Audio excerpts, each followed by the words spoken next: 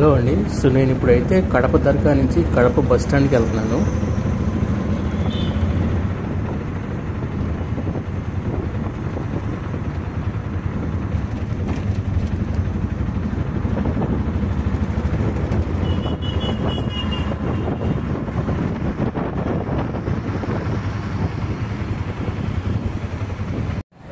నేనైతే కడప బస్ స్టాండ్కి వచ్చానండి. ఇప్పుడు చూస్తున్నారు కదా, ఇది కడప బస్ స్టాండ్.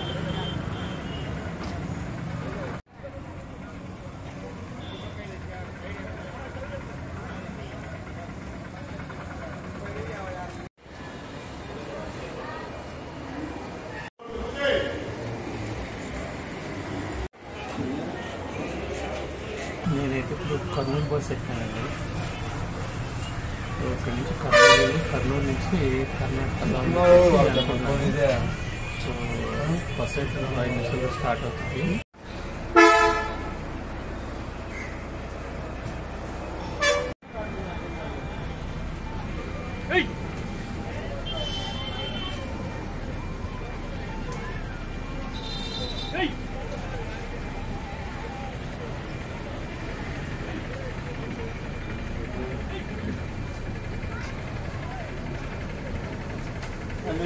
ఒంటి గంట అవుతుంది. నీళ్ళు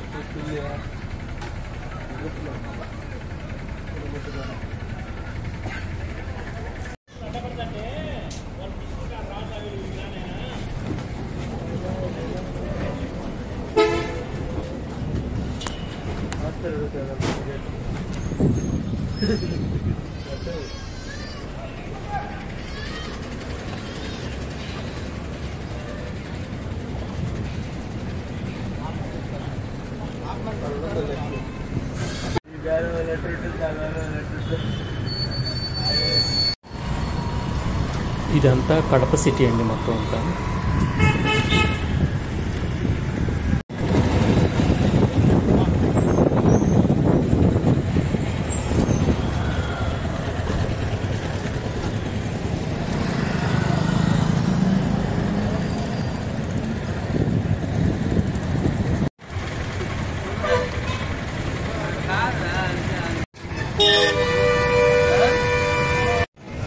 ఇది కడపలో ఉన్న పాత బస్ స్టాండ్ అండి. యాక్చువల్గా కొత్త బస్ స్టాండ్ నుంచి మనం వస్తున్నప్పుడు సో మనకి కర్నూలు వెళ్తుంటే ఈ పాత బస్ స్టాండ్కి టచ్ చేసి వెళ్తుంది ఈ బస్సు.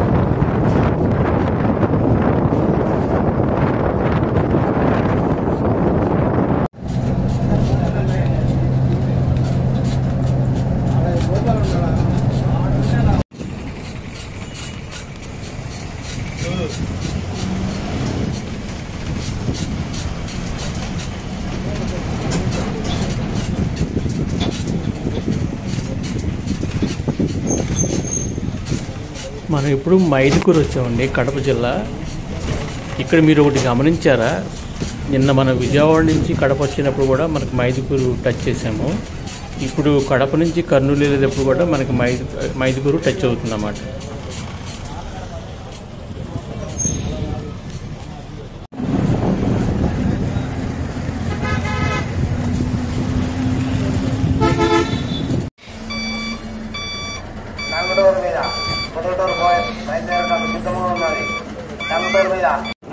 సో మనం ఇప్పుడైతే ఆళ్ళగడ్డ వచ్చామండి.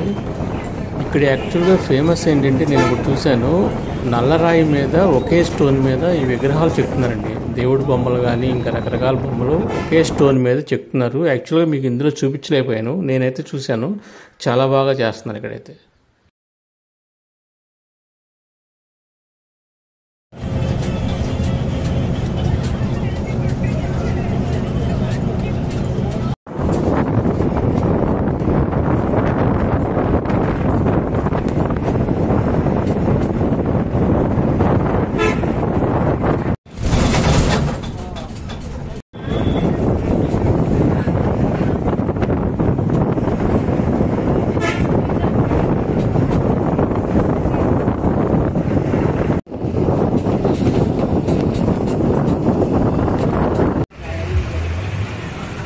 సో మనం ఇప్పుడైతే నంద్యాల వచ్చామండి. ఇది నంద్యాల బస్ స్టాండ్.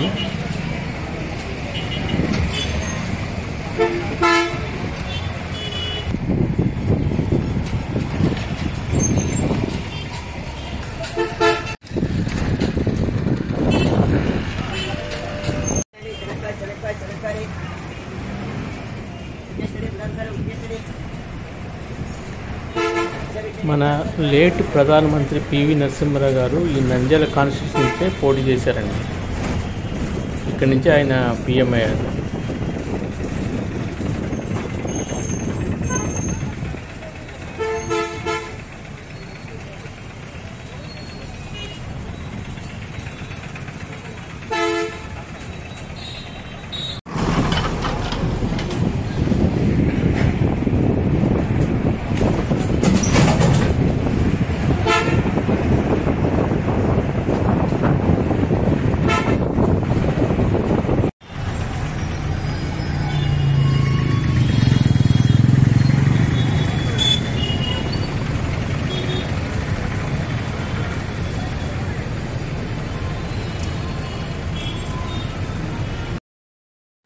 నేనైతే కర్నూలు వచ్చేసానండి. ఇక్కడ కర్నూలు బస్ స్టాండ్లో హోటల్ ఉంటే మీల్స్ చేస్తున్నాను.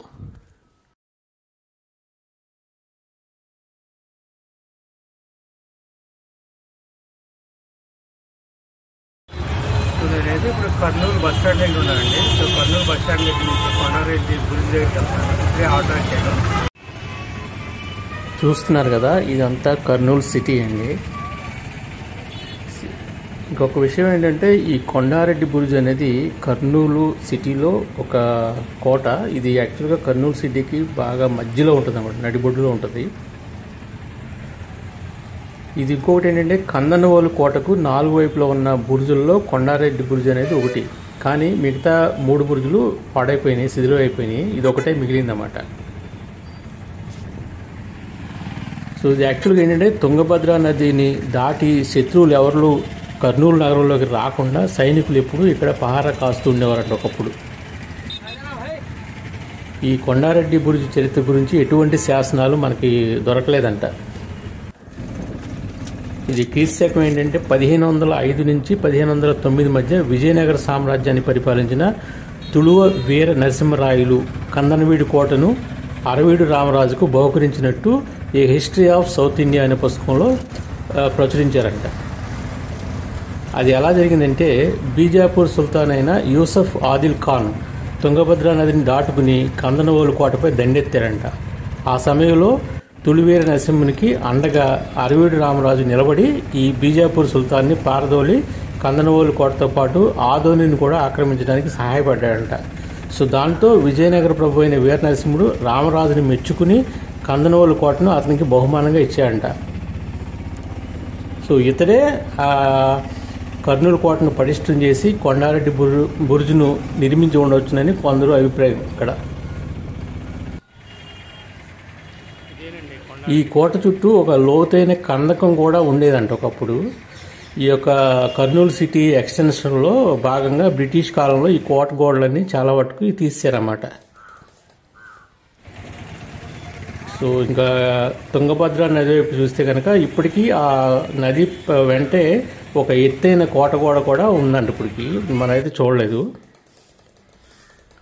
అలాగే క్రీస్తు శకం 1602 నుంచి 1618 మధ్య కాలంలో బీజాపూర్ సుల్తాన్ ప్రతినిధి అయిన అబ్దుల్ వాహబ్ కందవోలును పరిపాలిస్తూ ఉండేవాడంట.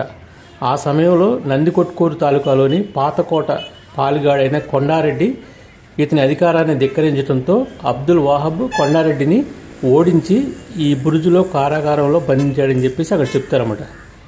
ఆ కొండారెడ్డి బురుజులోనే మరణించడంతో అతని పేరు మీద దీనికి కొండారెడ్డి బురుజు వచ్చిందనేది అక్కడ ఉన్న ప్రజల యొక్క అభిప్రాయం అంట.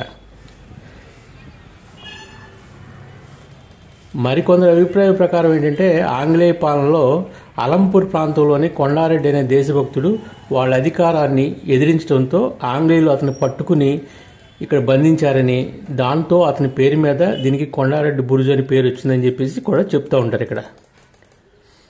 అలాగే మరికొందరు కల్లూరు ప్రాంతానికి చెందిన కొండారెడ్డి అని అతని పేరు మీద కూడా దీనికి ఆ పేరు వచ్చిందని కూడా అంటారు. ఏదేమైనా సో నందికొట్కూరు పాలుగాడైన కొండారెడ్డి మరణించడం వల్ల ఈ పేరు వచ్చిందని ఎక్కువగా నమ్ముతారంట. ఇకపోతే దీని నిర్మాణం చూస్తే దీని యొక్క నగరానికి దగ్గరలో ఉన్నటువంటి జగన్నాథ గట్టు నుంచి రాళ్లతో నిర్మించారంట. ఇసుక, సున్నం, బెల్లం కలిపిన మిశ్రమంతో అతికిస్తూ నిర్మించినట్టు చారిత్రాత్మక ఆనవాళ్లు కనబడుతున్నాయి. ఈ కొండారెడ్డి బురుజు మొత్తం 4 భాగాలుగా ఉందండి. ఈ కింది భాగంలో తూర్పు వైపు కాపలాదారు ఉండడానికి ఒక చిన్న గది, ఆగ్నేయ వైపు మొదటి అంతస్తుకు చేరుకోవడానికి వీలుగా విశాలమైన మెట్లు ఉన్నాయి.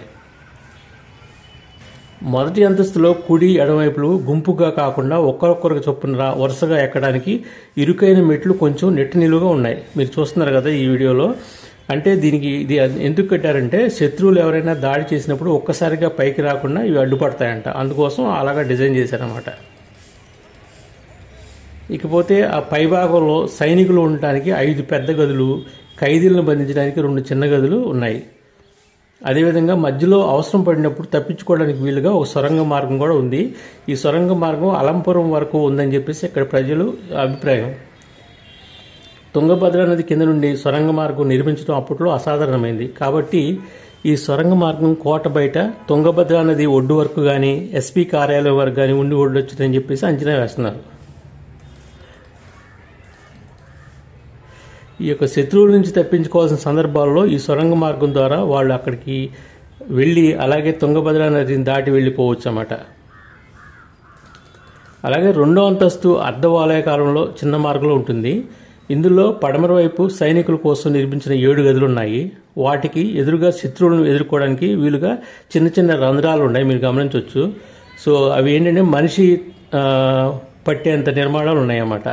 ఈ రంధ్రాల ద్వారా సైనికుల అవతల వారికి కనపడకుండా తమను తాము రక్షించుకుంటూ కోటపైకి వచ్చినటువంటి శత్రువులను దాడి చేయడానికి వీలవుతుందంట. సో ఇక్కడి నుంచి తుపాకుల ద్వారా కింద వారిని కూడా కాల్చొచ్చన్నమాట. అంతేకాకుండా కోటపైకి ఎగబాగుతున్న వాళ్లకు పైనుంచి రాళ్లు కానీ వేడి పదార్థాలు కానీ కుమ్మరించడానికి కూడా వీలుగా ఉంటుందంట. అలాగే 3వ అంతస్తుల్లో ఇటుకలతో నిర్మించిన 7 సైనిక గదులు, వాటి ముందు విశాలమైన స్థలం ఉన్నాయి. ఆ స్థలం మధ్యలో 168 ఎత్తుగల పొడవైన స్తూపం కూడా ఉంటుంది, కనపడుతుంది కదా మీకు. ఇది బ్రిటిష్ వారి కాలంలో వారి జెండా ఎగరవేయటం కోసం నిర్మించినట్టుగా చెప్తున్నారు అక్కడ. అంతేకాక దీని పైకెక్కి సుదూరంగా ఉన్న వస్తువులను, వస్తున్న శత్రువులను కూడా పసిగట్టవచ్చంట. ఒకప్పుడు ఈ స్తూపంపైకి ఎక్కడానికి వీలుగా ఒక ఇనప నిచ్చెన కూడా ఉండేదంట. కానీ ప్రమాదాలు జరగకుండా దాని తర్వాత తొలగించారనమాట. సో భారతీయ జాతీయ పథకాన్ని నిరంతరం ఎగరవేయటం కోసం దేశమంతా కొన్ని ఎత్తైన స్తూపాలను ఎన్నిక చేయగా కొండారెడ్డి బురుజు అనేది 5వ స్థానం పొందిందంట. అలాగే కర్నూలు పట్టణం నుంచి 52 కిలోమీటర్లు ఉన్న గద్వాల్కి ఈ బురుజు నుండి సొరంగ మార్గం ఉందండి ఇప్పటికీ కూడా. తుంగభద్ర నది కింద నుంచి వెళుతూ నల్లా సోమనాద్రి నిర్మించిన గద్వాల కోటను అనుసంధానం చేయడం కోసం ఈ యొక్క సొరంగ మార్గాన్ని నిర్మించారన్నమాట. అలాగే ముస్లింలు యొక్క దురాక్రమణల నుంచి తప్పించుకోవడానికి కూడా 17వ శతాబ్దంలో గద్వాల్ సంస్థానాధీశుడు ఈ సొరంగాన్ని ఉపయోగించేవాడని చెప్తున్నారు అక్కడ. ఇకపోతే ఈ కొండారెడ్డి బురుజు దగ్గర చాలా సినిమాలు షూటింగ్ చేశారు, మీరు చూసే ఉంటారు. ఒక్కడో సినిమా ఒకటి మహేష్ బాబుది తీశారు. అలాగే సరిలేరు నీకెవరు కూడా కొండారెడ్డి బురుజు ఒరిజినల్ కాదు, అది యాక్చువల్గా సెట్ వేశారు రామోజీ ఫిలిం సిటీలో. అలాగే ఇంకొకటి ఈ మధ్య రీసెంట్గా Ram Charan movie RC-15 movie actual Dil Raju ప్రొడ్యూసర్గా వస్తుంది, అది కూడా ఇక్కడ షూటింగ్ చేశారన్నమాట. ఈ కనపడే బిల్డింగ్ చూసారా, ఇది ఒకప్పుడు ఆర్టీసీ బస్ స్టాండ్ అంటండి. దీన్ని ఎవరో కబ్జా చేశారంట. తర్వాత గొడవల్లోకి వెళ్ళిపోయి కోర్టులోకి వెళ్ళి చివరికి మున్సిపాలిటీ వాళ్ళు తీసుకుని దీన్ని షాపింగ్ కాంప్లెక్స్ కింద మార్చారంట. నేను ఇక్కడ యాక్చువల్గా కొండారెడ్డి బురుజు దగ్గర ఉన్నానండి. బట్ ఇక్కడ లోపల వీడియోస్ ఎలా చేశారు, ఓన్లీ ఫోటోస్ తీసుకున్నారు. సో ఏదో వీలైన బట్టి తీసుకుని కవర్ చేశాను. సో ఇక్కడి నుంచి నేను మళ్ళీ మంత్రాలయం వెళ్తున్నాను.